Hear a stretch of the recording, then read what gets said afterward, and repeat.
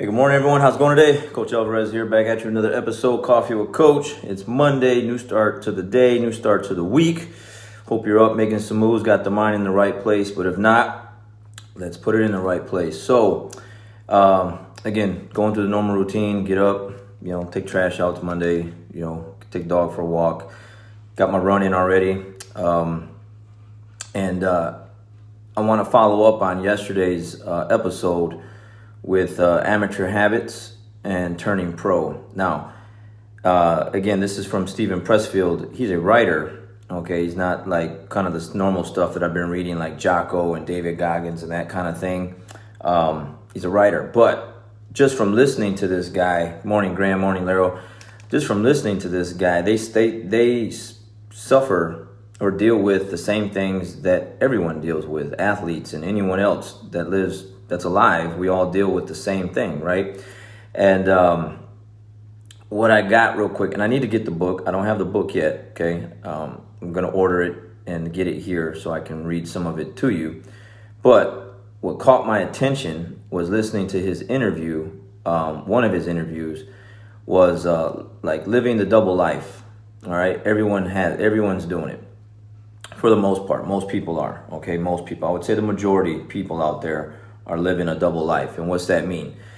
The life that you're living now, that you're accepting, okay, and the life that you want to live, the unlived life, the life that you're in your mind, where you want to be at, what you want to do, what you want to achieve, where you wish you would be at right now, okay? Where you wish you could be at, the things that you know you need to get done that aren't getting done to get you where you need to be.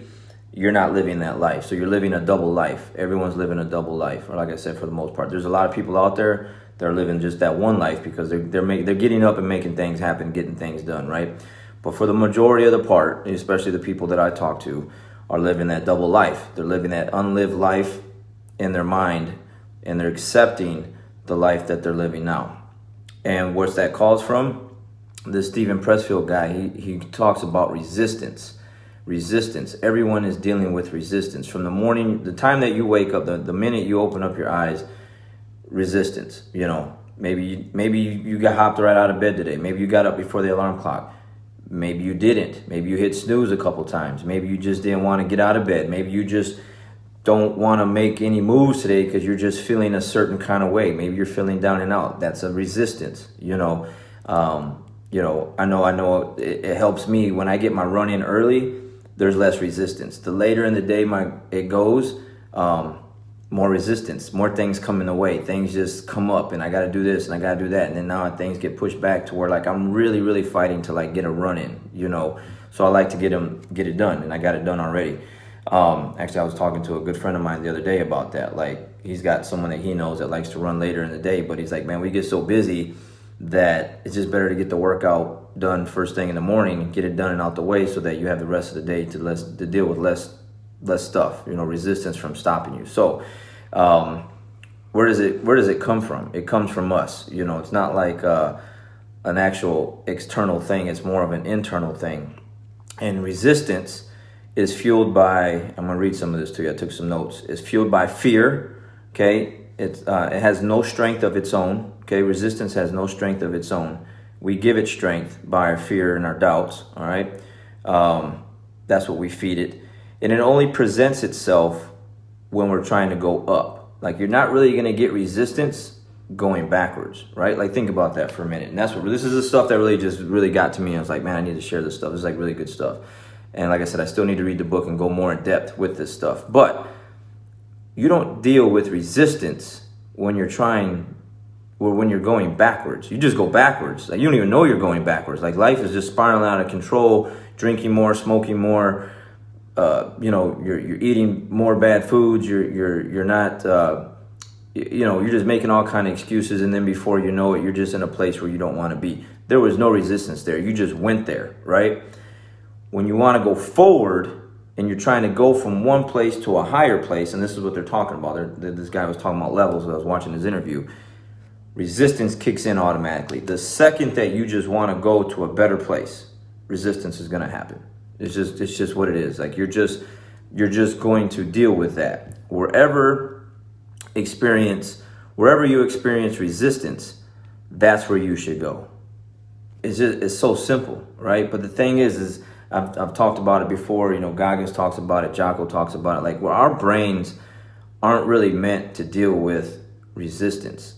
It's meant to like shelter us and to like protect us. Like, when things get bad, things happen, we shell up. We don't want to. We get in a protective state, protective mode, and that's not it. When things get hard, what do we need to do? We need to go forward. We feel resistance. We need to go where? We need to go where that resistance at.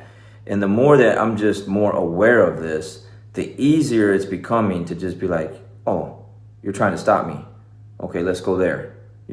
Like, it's that simple. Where before it's like, oh, you're trying to stop me?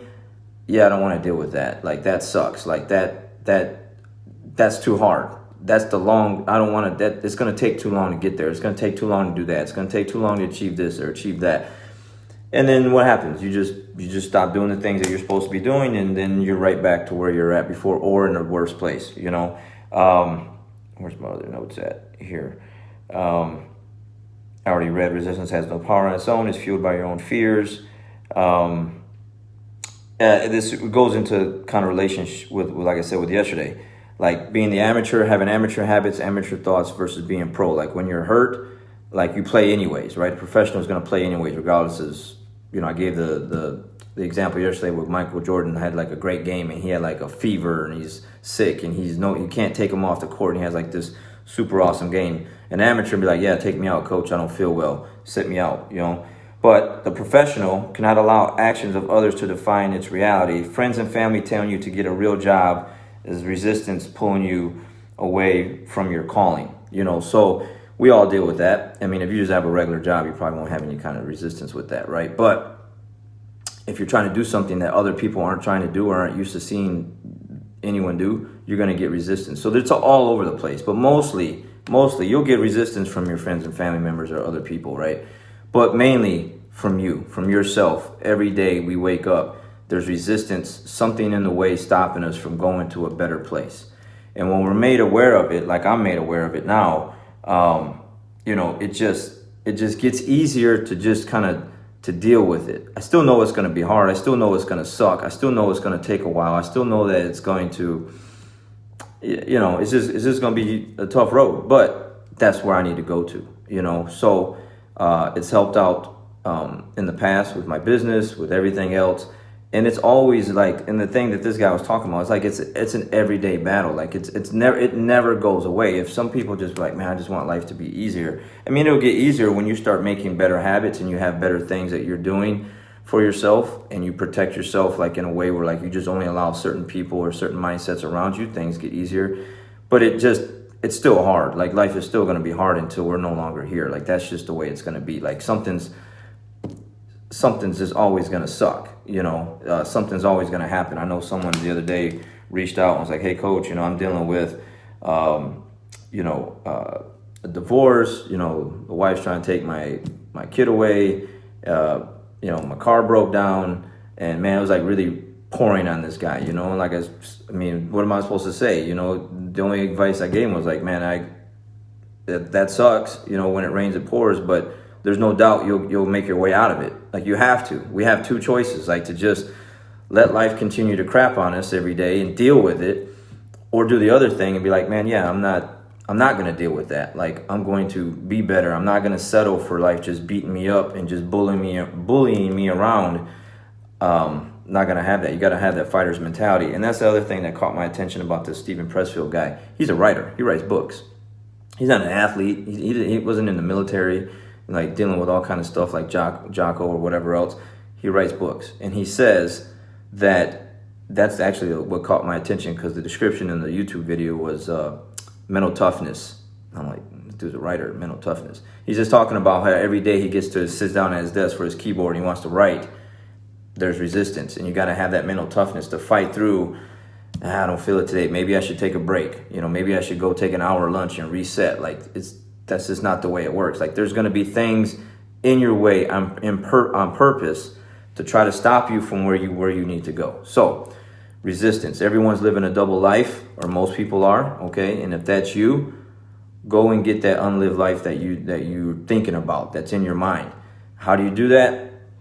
Let go of don't fuel the fears and the doubts. Go get it. Make things happen. Like get up and start making those moves and stop making excuses. The longer we're sitting still and making excuses, like I said, there is no resistance going backwards.